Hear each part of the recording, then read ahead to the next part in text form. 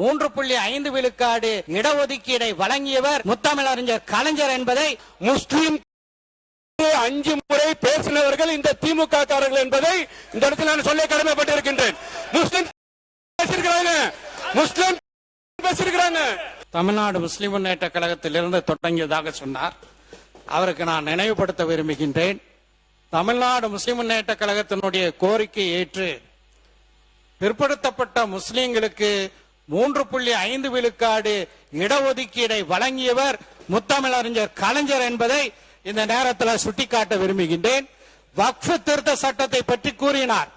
வக்ஃபு திருத்த சட்டத்துக்கு எதிராக சென்ற சட்டமன்றத்தில் ஏகமனதாக தீர்மானம் நிறைவேற்றியதும் திராவிட முன்னேற்ற கழகத்தினுடைய அரசு என்பதை இந்த நேரத்தில் சுட்டிக்காட்ட விரும்புகின்றேன்.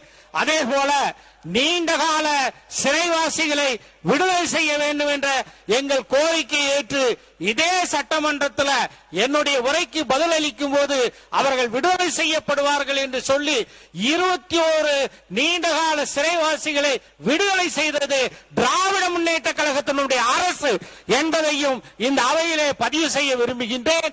எனவே தேவையில்லாத பதிவுகளை முஸ்லிம் சமுதாயத்து கல்வியிலும் வேலை வாய்ப்பிலும் இன்று முன்னேறி இருக்கின்றது என்றால் அதற்கு காரணமாக இருந்த திராவிட முன்னேற்ற கழகத்தினுடைய தலைவரையும் அந்த கட்சியையும் கொச்சைப்படுத்துவதை நீங்கள் அனுமதிக்க கூடாது என்று கேட்டு அமர்கிறேன்.